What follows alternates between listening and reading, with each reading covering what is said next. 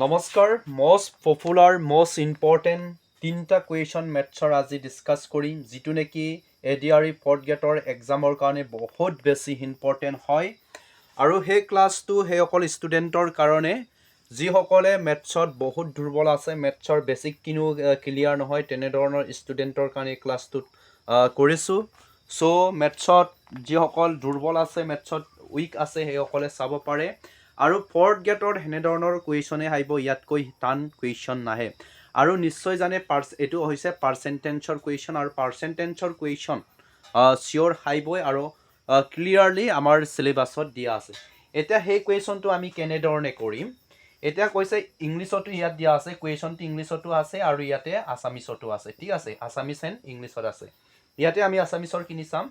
৫,০০০ৰ কিমান পাৰ্চেণ্ট ৫০% অৰ্থাৎ 5,000ৰ 50% আৰু আছে আকৌ 20% কিমান দিয়া আছে 20% এতিয়া এই কুৱেশ্যনটো কেনেকৈ সলিউশ্যন কৰিম ইজিলি আমি সলিউশ্যন কৰিব পাৰোঁ এতিয়া আপোনালোকে কুৱেশ্যনটো লিখি লওক ভিডিঅ'টো ফ'ৰ্চ আপ কৰি পেলাই ঠিক আছে এতিয়া আমি কৰিম এই কুৱেশ্যনটো ফাৰ্ষ্ট টাইম সলিউশ্যন কৰিম ঠিক আছে বহুত ইম্পৰ্টেণ্ট হয় এনেধৰণৰ কুৱেশ্যন আহিব এতিয়া আমি সদায় ব্ৰেকেটৰ ভিতৰটো সলিউশ্যন কৰিব লাগে ব্ৰেকেটত যিখিনি দিয়া আছে ব্ৰেকেটৰ ভিতৰটো সলিউশ্যন কৰিব লাগে এইটো আমি কেনেকৈ সলিউশ্যন কৰিম 5,000 ওকে ৰৰ জেগাত আমি সদায় কি দিব লাগিব পূৰণ চিন দিম ৰৰ জেগাত আমি সদায় পূৰণ চিন দিব লাগিব এতিয়া 50 আছে হয়নে এতিয়া 50 ওকে পাৰ্চেণ্টেজৰ জেগাত আমি কি লিখিম পাৰ্চেণ্টৰ জেগাত কি লিখিম 100 লিখিম সৰি 100 সদায় মনত ৰাখিব percent equal to 1/100 okay percent equal to সদায় মনত ৰাখিব 1/100 এতিয়া আমি এইটো ব্ৰেকেটতে ৰাখি দিম ইজিলি কৰিব পাৰিম আৰু ৰৰ জেগাত কি দিব পূৰণ সদায় মনত ৰাখিব ৰৰ জেগাত কি দিব লাগিব পূৰণ দিব লাগিব এতিয়া ইয়াতো কি লিখিম পাৰ্চেণ্টৰ জেগাত 1 কি লিখিম মই 100 লিখিম ওকে ক্লিয়াৰ ইয়ালৈকে এতিয়া আমি কাটকুট কৰিম কেনেকৈ কাটিম ইয়াৰ পৰা শূন্য এটা কাটিম সদায় মনত ৰাখিব যে এই পূৰণ চিন টকা মানে সেই সংখ্যাটো এই পেক্সনৰ সেই ভগ্নাংকৰ ওপৰ সংখ্যাটোৰ লগত কি হৈ আছে এইকেইটাৰ লগত কি হৈ আছে পূৰণ হৈ আছে ঠিক আছে পূৰণ হৈ থকাৰ কাৰণে ইয়াৰ পৰা 0 এটা কাটিলো ইয়াৰ পৰা 0 এটা কাটিলো ইয়াৰ পৰা এটা কাটিলো ইয়াৰ পৰা এটা কাটিলো এতিয়া কিমান থাকিলে ইয়াতে ব্ৰেকেটৰ ভিতৰত কিমান থাকিলে 50 ইনটু কিমান 50 ওকে 50 ইনটু 50 আকৌ ইয়াতো চ ইয়াতো শূন্য আছে হয়নে একে ইয়াৰ পৰা শূন্য এটা কাটি দিও ইয়াত 10 থাকিলে ইয়াত 2 থাকিলে ভালে কাটি দিও 2 পাৰ্চেণ্ট কিমান হ'ল 10 হ'ল নে এতিয়া ইয়াত কিমান থাকিলে 1 কিমান থাকিলে 5 ঠিক আছে ইয়ালৈকে ক্লিয়াৰ হৈছে সবৰে ক্লিয়াৰ হৈছে এতিয়া ইয়াৰ পিছৰখিনি আমি কি কৰিম চাই থাকক মই ইফালে আজি ক্লাছটো ষ্টাৰ্ট কৰিছোঁহে চ' ডাষ্টাৰো ৰেডি নহয় কাপোৰৰ ডাষ্টাৰে মাৰি দিছোঁ অ'কে অপশ্যনখিনি আমি ৰাখোঁ কোনটো শুদ্ধ হয় এতিয়া এইখিনি আমি দেখিলোঁ যে ইমান এতিয়া পূৰণ কৰিব লাগিব এই ব্ৰেকেটটো উঠাই দিম এই দুটা আমি যদি পূৰণ কৰোঁ 50 ইনটু 50 যদি পূৰণ কৰোঁ কিমান হ'ব 5 গুণ 25 ইফালে শূন্য দুটা আছেনে শূন্য দুটা আছে কিমান হ'ল 2,500 ওকে এতিয়া কি কৰিম ইনটু 1/5 এতিয়া আকৌ কাটকুট কৰক কিমান কাটিব পাৰোঁ এতিয়া 5 গুণ কিমান হৈ গ'ল 25 হ'ল নে ইয়াত কিমান থাকিলে 500 ইনটু 1 ইকুৱেল টু মানে কিমান হৈ যাব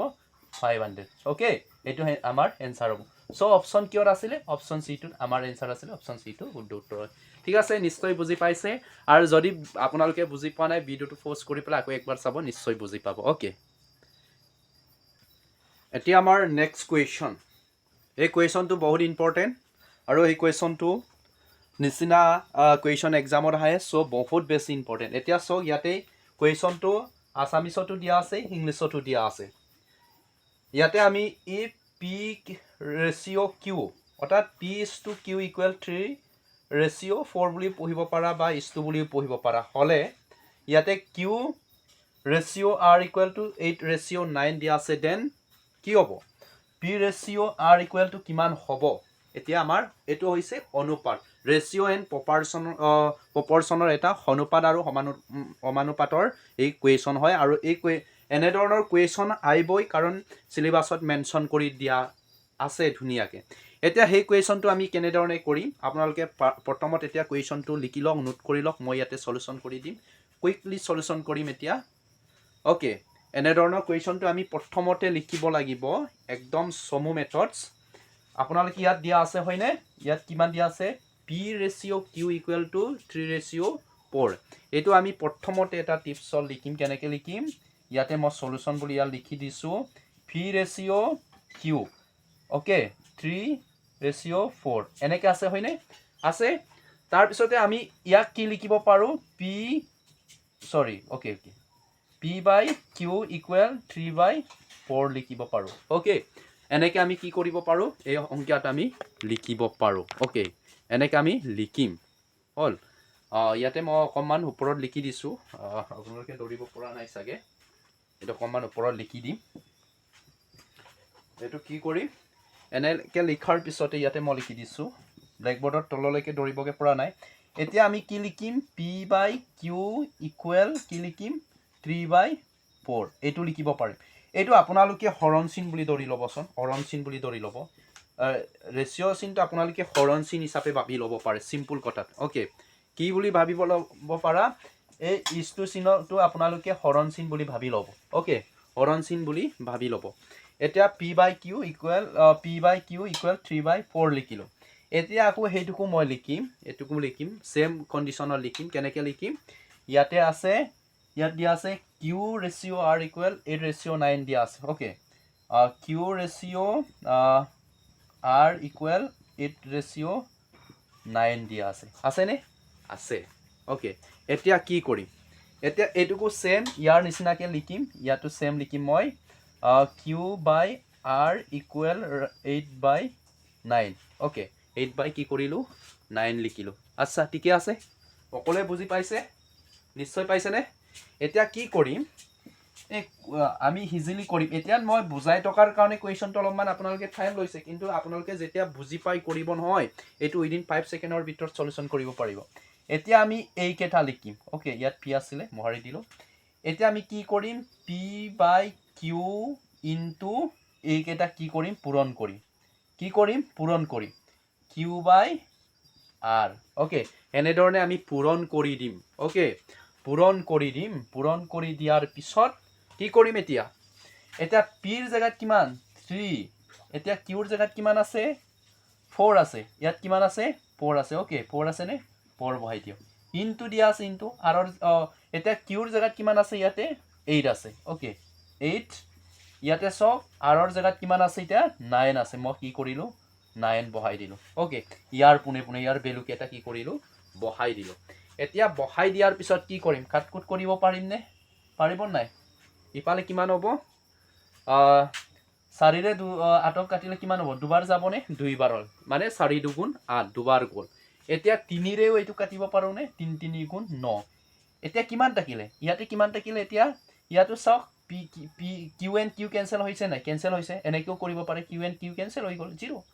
এতিয়া আমাৰটো q and q টো বাদ দিও আমাকটো সুধিছে কোৱেশ্চনত সুধিছে যে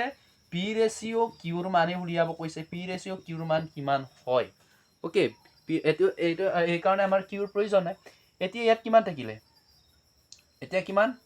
2/3 এইটোক আমি 2 ratio 3 বুলি লিখিব পাৰো নাই পাৰো নিশ্চয় এতিয়া আমাৰ p মানটো কিমান হল 2 এতিয়া আমাৰ p মান কিমান হল ইয়াতে লিখি দিছো p ৰ মান কিমান হল p ৰ মানটো আমাৰ হৈছে p ৰ মান আমাৰ হল p equal কিমান হল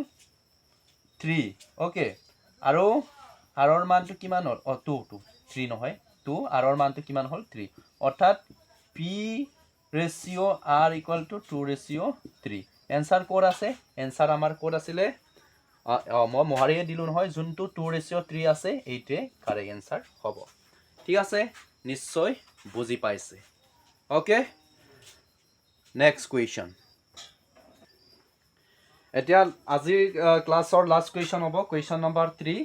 এতিয়া 3/4 ক অতাংশত ইয়াত খব লাগিছিলে খ ওকে 3/4 ক অতাংশত প্ৰকাশ কৰা এতিয়া কেনেকৈ অতাংশত প্ৰকাশ কৰিম সব ইজি এটো একদম ইজি আমাৰ পাৰ্সেন্টেজৰ কোৱেশ্চন আইব কাৰণ সিলেবাসত দিয়া আছে সিলেবাসত যিখিনি টপিক দিয়া আছে এক্সামত আইব এটা এনেকুৱা কোৱেশ্চন বিলাক আমি সহজতে কৰিম কেনেকৈ কৰিম 3 ওকে 3/4 ওকে সলিউশন সলিউশন কৰিলো ইয়াতে ইংলিশতো আছে আসামিছতো আছে 3/4 পাৰ্চেণ্টেজত নিব লাগে পাৰ্চেণ্টেজত যদি যিকোনো ফ্ৰেকশ্যনক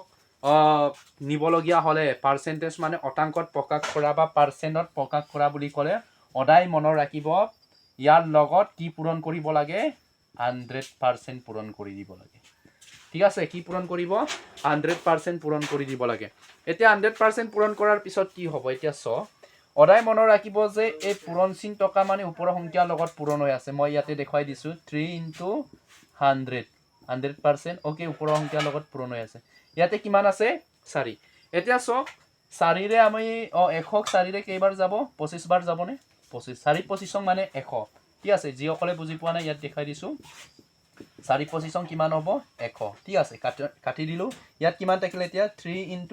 25% ওকে এতিয়া হেতু কৰিলে কিমান হ'ব আমাৰ ইয়াতে হ'ব 75% সো ৰাইট এনসাৰটো হ'ব 75% বুজি পাইছে নে সকলোৱে ৰাইট এনসাৰটো কিমান হ'ব 75% সো আজিৰ ক্লাছটো ইমানে আছিলে আজিৰ ক্লাছটো কৰি কেনেকুৱা পাইছে মোৰ ব্ল্যাক বোৰ্ডত লিখা ফাৰ্স্ট টাইম হৈছে পিছল হৈছে ইমান ভালকে লিখিব পৰা নাই নেক্সট টাইম মানে প্ৰায় মানে 100% ট্ৰাই কৰিম ভালকে লিখিবলৈ আপোনালোকক ভালকে বুজাবলৈ আৰু কেনেকুৱা লাগিছে কমেন্ট সেকশনত কমেন্ট কৰি জনাব ভাল লাগিলে জোৰছে একবাৰ ভিডিওটো শ্বেয়াৰ কৰি দিব ধন্যবাদ